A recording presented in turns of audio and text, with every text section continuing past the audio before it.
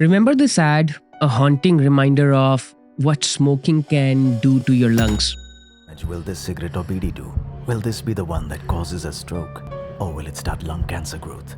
Will this cause mouth cancer or heart disease? Or bring emphysema closer? Ask yourself, what damage will this cigarette or BD do? And now, imagine this. Not because you're smoking, but because you're simply breathing. Did you know over 17,500 people die in Delhi prematurely every year due to air pollution? 1 in every 3 children in Delhi suffers from irreversible lung damage.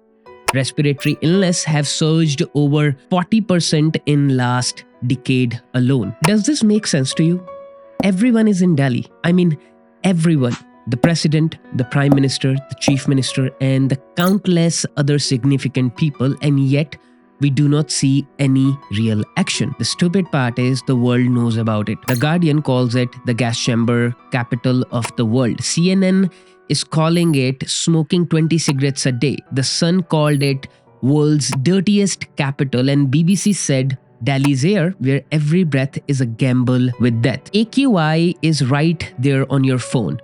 You can open your weather app and see a healthy number should be below 50. And Delhi, it regularly hits the dark spot on the map. That's like over 10 times the dangerous limit. Think about this. Delhi is a capital of the country. The pride of our nation is choking. Every breath turns into poison, and yet this isn't being treated as emergency. It is. Delhi has polluted the nature. The air you breathe, the air you need is toxic. And this leaves me with one question. Actually, two. How did it get this bad? And what happens if we don't act now? Before we talk about Delhi, let me take a detour. Let's go to China. Did you know in 2014, both Beijing and Delhi were twins? They were twins in pollution. The air quality of Beijing was crossing 500 almost every day, the upper limit of the hazardous category. Schools were shut, flights were cancelled, and the residents were told to stay home. How did the world's most populous nation and the world's largest emitter of greenhouse gases managed to clean its air? In 2013, China's average PM 2.5 level was staggering at 101.56 micrograms per cubic meter, according to Statista. But by 2023, this figure had dropped to 38.98, an impressive 60% reduction in just a decade. Beijing fought back. They fought back hard. Today, if you see, the AQI averages around 50, firmly in the good category. It's a story of a radical transformation. But first, let's talk about the big question. What's choking Delhi?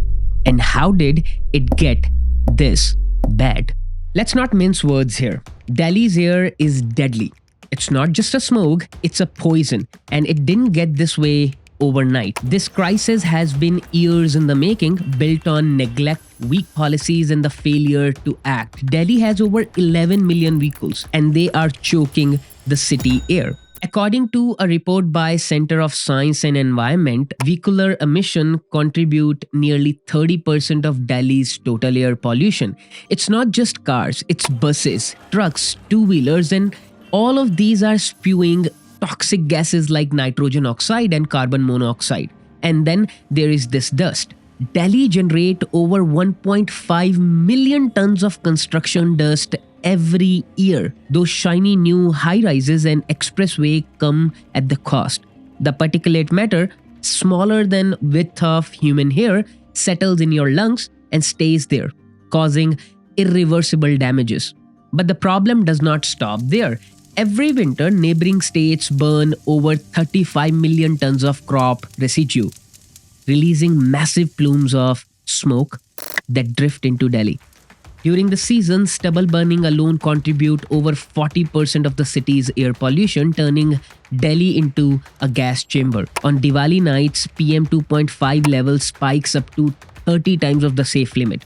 Expensive firecrackers cause a cocktail of sulfur dioxide, heavy metals, making air toxic for every living being.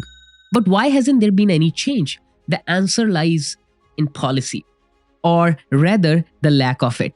Delhi's response to pollution has been reactive, not proactive. A report by Center of Research on Energy and Clean Air, it highlights that while Beijing shut down over 1,000 factories, Delhi still ignores the industrial waste within its boundaries to violate emission norms. And then there are banded solutions. Remember odd and even traffic rules that made headlines? They were short terms. Firecracker bans, short term, but they do not address the root cause. The systematic neglect continues, and Delhi's geography does not help it either. City is landlocked, and with no sea breeze or mountain winds to blow away pollutants during winter, a natural phenomena called temperature inversion traps pollutants close to the ground, creating a thick toxic smoke. However, this does not reflect full reality.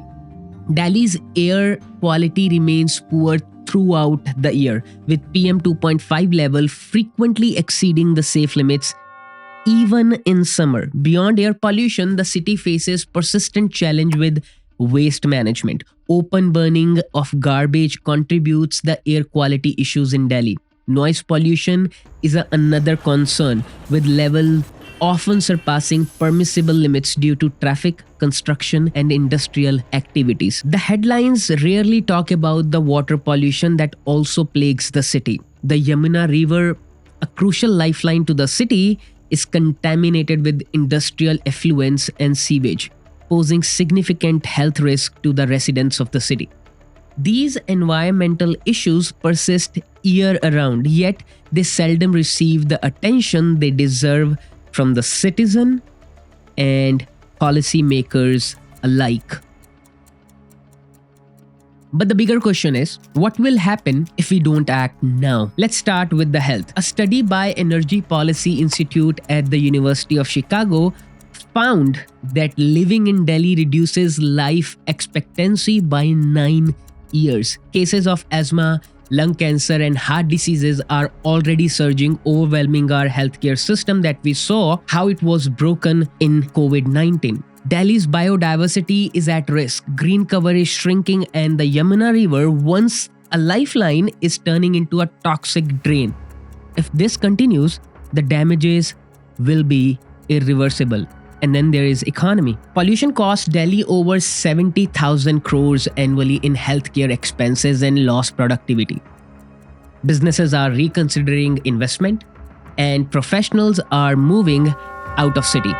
After reading all this, I kept on asking myself, why does this crisis still feel so distant and so unimportant for so many people? Part of it is visibility.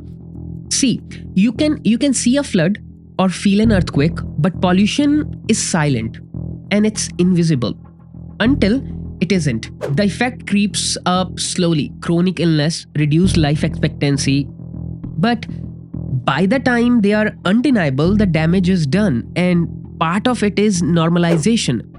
Delhi's residents, rich and poor alike, have learned to live with it. So what are my thoughts? Delhi's pollution crisis is just not about the environmental issues. It's a social issue, economic issue, and above all, a human issue that touches everyone. I'm talking about 3 crore residents in the city. And yet, for too many, it remains a distant problem, something to worry about tomorrow, or for someone else's to solve. But let's pause for a moment and look deeper. First, we need to have bold policies. More than just a political will to do it, clean energy investments, electric buses, stricter construction norms, and real collaboration with neighbouring states to address stubble burning can bring significant changes. Second, we need to target support for low-income communities, access to clean cooking fuels regularly, healthcare for pollution-related illness, and affordable housing in less polluted areas that are not just the moral imperatives. They are practical steps to reduce the burden on cities' air. We need to have a collective action. What if every family plants a tree? What if carpooling or public transport becomes a norm rather than expectations? What if the neighborhoods came together to ban the waste burning and hold the local leaders accountable? Think about that. How many children are born into this world where the first thing they are inhaling is poison? How many lives will start with nebulizers, inhalers, and irreversible lung damages because we chose ignorance over action? Until then, you stay away from danger of the single story.